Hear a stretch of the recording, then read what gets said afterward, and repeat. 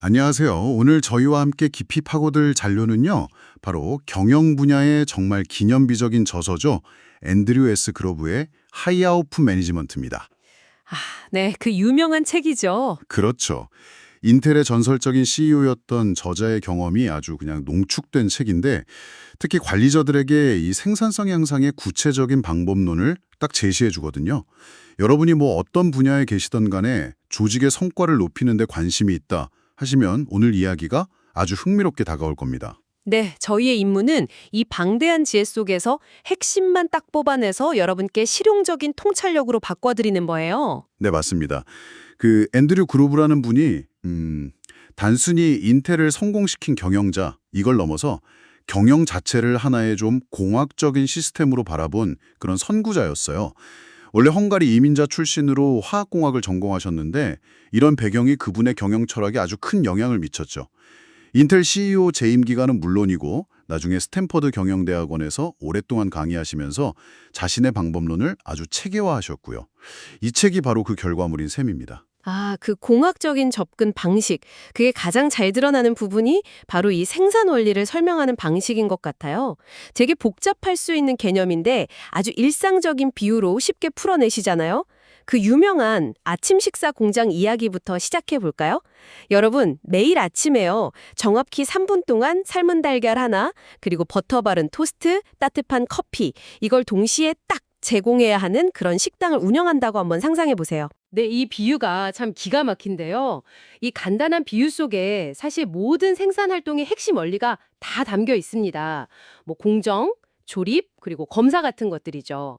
여기서 그로브가 강조하는 핵심은 바로 제한 단계, 영어로는 리미팅 스텝이라고 하죠. 우리말로 하면 병목 지점 정도가 되겠네요. 여러 작업 중에서 가장 시간이 오래 걸리는 그 단계가 전체 생산 완료 시간을 결정한다는 겁니다. 예를 들어서 달걀 삶는 데 5분이 걸리고 토스트 굽는 데는 3분, 커피 내리는 데 2분 이렇게 걸린다면요. 아무리 다른 과정을 막 서둘러도 결국 아침 식사 세트 하나가 완성되는 데는 5분이 걸리는 거죠. 아, 네, 이 5분이 바로 전체 처리 시간, 토탈 풀프 타임이 되는 겁니다. 이야, 정말 명쾌하네요. 그 당시에는 관리나 아니면 지식노동 분야에서 이런 생산 라인 개념을 적용한다는 게 사실 흔치 않았을 텐데 그게 바로 그로브의 통찰력인 거군요. 그럼 이 제한 단계를 해결하는 게 생산성 향상의 핵심이겠네요. 책에서는 어떤 방법들을 좀 제시하고 있나요? 몇 가지 기본적인 접근법을 제시하는데요. 뭐 예를 들면 자원을 더 투입하거나요. 달걀 삶는 냄비를 하나 더 산다든지 아니면 작업 방식 자체를 바꾸는 거죠. 한 번에 여러 개 삶는 기계를 도입한다든지 혹은 뭐 자동화를 고려할 수도 있고요. 그런데 여기서 중요한 건 항상 트레이드 오프, 즉 상충 관계가 따른다는 점입니다. 비용, 시간, 품질, 재고 이 사이에서 최적의 균형점을 찾아야 한다는 거죠. 예를 들어서 아까 말한 연속 달걀 조리기는 빠르긴 한데 비싸잖아요. 그리고 수요 예측이 틀리면 재고 손실로 이어질 수도 있고요. 그러니까 무조건 빠른 게 능사는 아니라는 겁니다. 그렇죠. 비용도 생각해야 하고, 그리고 생산 과정에서 부가가치가 더해진다는 개념이랑 품질 관리의 중요성도 강조하죠. 특히 그 불량품은 가능한 한 공정 초기에, 그러니까 가치가 가장 적게 투입된 상태에서 발견하고 제거하는 게 비용 효율적이다. 이 지적은 진짜 실용적으로 들려요. 불량 달걀은 삶기 전에 버리는 게 훨씬 낫다. 뭐 이런 거죠. 네, 맞습니다. 바로 그거죠. 그런 기본적인 생산 원리를 이해하고 나면 이제 자연스럽게 측정의 문제로 넘어가게 됩니다. 우리가 과연 제대로 하고 있는 건지, 개선되고 있는 건지, 이걸 어떻게 알 수 있을까 하는 거죠.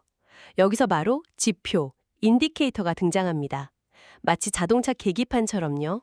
현재 상태를 보여주고 또 미래를 예측하게 돕는 그런 도구라고 할 수 있습니다. 아, 그로브가 이 지표의 역할을 설명하려고 블랙박스 모델을 사용하잖아요. 생산 과정을 하나의 깜깜한 상자, 블랙박스로 보고 그 내부를 들여다보는 창문으로서 지표를 활용해야 한다.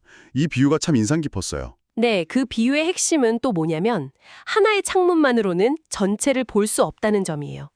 그래서 그로브는 딱을 이루는 지표, 페어드 인디케이터의 중요성을 아주 강조합니다. 예를 들면 생산량만 너무 신경 쓰다 보면 품질이 떨어질 수 있으니까 생산량이랑 불량률을 꼭 같이 봐야 한다는 거죠. 아, 양만 보면 안 된다. 그렇죠. 또 재고 수준, 인벤토리 레벨만 너무 낮추려고 하다 보면 정작 고객 주문을 제때 처리 못할 수도 있잖아요. 그러니까 재고 수준이랑 재고 부족 발생률, 쇼티지를 같이 관리해야 한다는 겁니다. 결국 효과와 그에 따를 수 있는 부작용, 이걸 동시에 측정해야 균형 잡힌 의사결정이 가능하다는 그런 통찰인 거죠. 미래를 예측하는 선행지표, 리딩 인디케이터 개념도 되게 흥미로웠어요. 문제가 빵 터지기 전에 미리 신호를 딱 감지해서 대응할 수 있게 해준다니.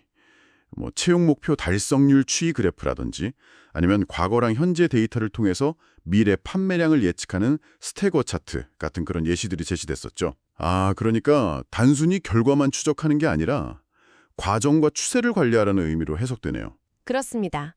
그리고 이 모든 지표들은 그냥 막연한 구호가 아니라 아주 구체적이고 측정 가능한 형태여야 합니다. 책에 나온 표처럼요. 예를 들어 외상 매출 부서는 처리란 전표수로 측정하고 건물 유지관리 부서는 청소 완료 면적 가치요. 이렇게 명확한 결과 지표를 설정해야 한다는 거죠.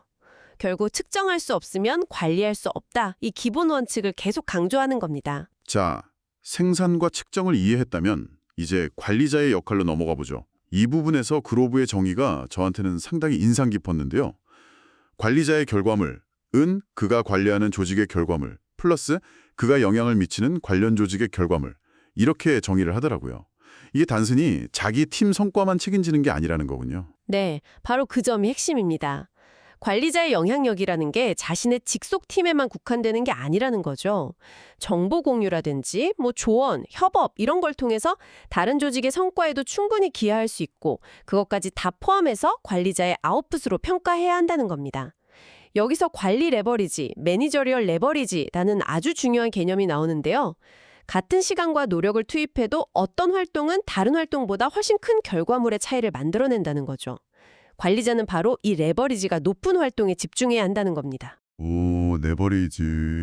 그럼 어떻게 하면 관리 레버리지를 높일 수 있을까요? 이게 그냥 단순히 일을 많이 한다, 이런 거랑은 좀 다른 차원의 이야기 같아요. 네, 세 가지 방법을 제시합니다. 첫째는 관리 활동 자체의 속도를 높이는 거예요. 둘째는 각 활동에 미치는 영향력의 범위를 넓히는 거죠.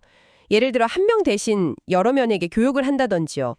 그리고 셋째는 낮은 레버리지 활동에서 높은 레버리지 활동으로 업무의 초점을 옮기는 겁니다. 예를 하나 들어볼게요. 부하 직원에게 업무를 명확하게 위임하고 방향을 딱 제시해 주는 것. 이건 굉장히 높은 레버리지 활동입니다. 왜냐하면 관리자 한 명이 직접 하는 것보다 여러 명의 직원이 제대로 일하게 만드는 게 조직 전체의 결과물을 훨씬 크게 만드니까요. 그렇군요. 반대로 아주 사소한 일에 일일이 개입하거나 이걸 관리자의 간섭이라고 하죠. 혹은 중요한 결정을 계속 미루는 것. 이런 걸 레버리지가 아주 낮거나 심지어 마이너스 레버리지를 유발할 수도 있습니다.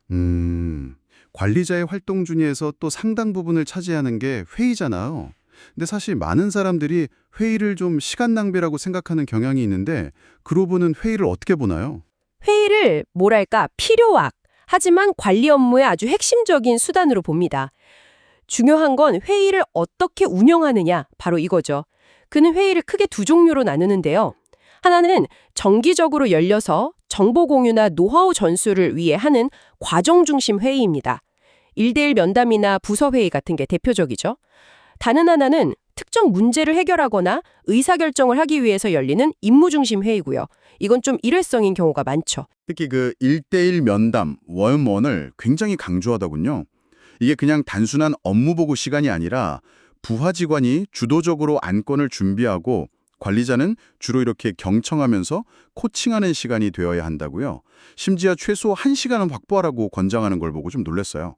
이게 그렇게 중요한 높은 레버리지 활동이라는 거죠. 맞습니다. 1대1 면담은 부하 직원의 성과 향상이나 동기부여에 아주 중요하고요. 또 관리자 입장에서는 현장에 아주 생생한 정보를 얻는 데 굉장히 효과적인 통로거든요. 그래서 높은 레버리지 활동으로 꼽는 겁니다. 반면에 임무 중심 회의, 특히 의사결정 회의는 잘못 운영하면 진짜 시간 낭비가 되게 쉽다고 지적해요. 이상적인 모델은 뭐냐면 자유로운 토론, 명확한 결정, 전폭적인 지지, 이 3단계인데 현실에서는 그렇지 못할 때가 많다는 거죠. 예를 들면 동료들 눈치 보느라 솔직한 의견을 못 내는 경우, 이걸 동료 집단 압력이라고 부르던데요. 이런 거나 아니면 결정이 내려져도 마음속으로는 동의하지 않아서 실행력이 확 떨어지는 문제. 이런 게 발생하기 쉽다는 겁니다. 아, 그래서 의사결정 과정을 좀 명확히 하는 게 중요하다 이렇게 강조하는 거군요. 책에서 제시된 그 6가지 질문 있잖아요. 무엇을, 언제까지, 누가 결정하고, 누구랑 상의하며, 누구에게 알려야 하고, 또 누가 최종 승인이나 거부권을 갖는지 이것들을 회의 전에 미리 명확히 하는 것만으로도 혼란을 많이 줄일 수 있다. 뭐 이런 내용인데 이 부분은 그냥 좀 더 간결하게 결정의 룰을 미리 정하라. 이 메시지로 요약할 수 있을 것 같아요.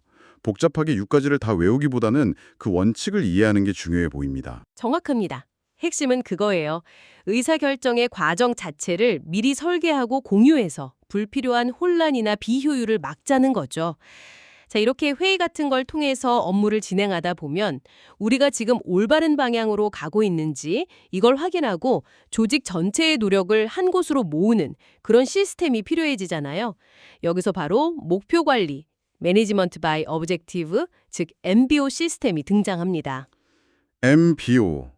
이것도 많이 들어본 개념인데 그로브는 이걸 어떻게 설명하나요? 아주 단순하고 명료하게 정의해요. MBO는 딱 2가지 질문에 답하는 시스템이다. 이렇게요. 첫 번째 질문은 나는 어디로 가고 싶은가? 이게 바로 목표, objectives죠. 그리고 두 번째 질문은 내가 그곳에 도달했는지 어떻게 알 수 있는가? 이게 핵심 결과, key results입니다. 목표는 방향을 제시해주고 핵심 결과는 그 달성 여부를 측정 가능하게 만들어주는 이정표 역할을 하는 거죠. 여기서 핵심 결과는 아주 구체적이고 측정 가능해야 한다는 점이 중요합니다. 목표와 핵심 결과를 설정하는 그 행위 자체가 중요하다기보다는 이걸 통해서 조직 전체가 같은 방향을 바라보게 만드는 것. 이게 MBO의 핵심 가치인 것 같네요. 상사의 목표와 핵심 결과가 부하 직원의 목표 설정에 직접적인 영향을 미치면서 자연스럽게 이렇게 정렬, 얼라이먼트가 이루어지는 구조. 이걸 강조하는 거죠. 네, 바로 그 점입니다. MBO는 상하 간의 목표를 연결하고 조직 전체의 노력을 한 방향으로 집중시키는 아주 강력한 도구예요. 하지만 그로브는 여기서 또 한 번 중요한 통찰을 제시하는데요. 바로 MBO 시스템을 너무 경직되게 운용해서는 안 된다는 겁니다. 목표 설정 자체에 너무 과도한 시간을 쏟기보다는 일단 설정된 목표를 향해서 나아가는 그 과정, 그리고 정기적인 점검 및 피드백, 이게 훨씬 중요하다고 강조해요. 그러니까 MBO는 연초에 딱 설정하고 그냥 잊어버리는 그런 문서가 아니라 지속적으로 관리되고 필요하다면 수정되어야 하는 살아있는 시스템이라는 거죠. 네, 방향 설정까지 했네요. 그럼 목표를 향해 나아가도록 방향을 설정했다면 이제 실제 실행 과정에서 관리자는 부하 직원들을 어떻게 이끌어야 할까요? 모든 사람에게 똑같은 방식을 적용할 수는 없을 텐데요. 여기서 과업 관련 성숙도, 영어로는 Task Relevant Maturity, 줄여서 TRM이라는 아주 실용적인 개념이 나옵니다. 이게 뭐냐면 관리 스타일이라는 게 고정된 게 아니라 부하 직원의 특정 과업에 대한 준비 상태에 따라서 달라져야 한다는 겁니다. 그러니까 단순히 그 사람이 뭐 경력이 얼마나 있느냐 이게 아니라 맡겨진 그 특정 업무에 대해서 얼마나 경험이 있고 또 잘 알고 있으며 자신감을 가지고 있느냐 여기에 따라서 관리 방식을 다르게 해야 한다 이런 뜻이군요. 정확합니다. 예를 들어서 어떤 과업에 대해서 TRM이 낮은 직원, 그러니까 경험이 부족하거나 자신감이 부족한 직원에게는요, 관리자가 좀 더 구체적인 지시를 내리고 과정을 좀 더 명밀히 챙기는, 구조적이고 지시적인 접근이 필요할 수 있습니다. 반대로 TRM이 높은 직원, 경험도 풍부하고 능력과 자신감이 있는 직원에게는요, 목표와 기대 결과만 명확히 알려주고 실행은 위임하면서 지원하는 위임적이고 지원적인 방식이 더 효과적일 수 있죠. 여기서 중요한 것은 TRM은 사람 자체가 아니라 과업과의 관련성 속에서 평가되어야 한다는 점이에요. 그리고 같은 사람이라도 맡은 과업에 따라서 TRM 수준이 다를 수 있다는 거죠. 관리자는 이 TRM을 아주 민감하게 파악하고 자신의 관리 스타일을 유연하게 조절할 줄 알아야 합니다. 와, 오늘 앤드류 그로브의 하이아웃풋 매니지먼트를 통해서 정말 많은 것을 배운 것 같습니다. 아침 식사 공장 비유로 생산 원리를 아주 명쾌하게 이해했고요. 또 블랙박스 모델과 짝을 이루는 지표를 통해서 성과 측정의 중요성도 깨달았죠.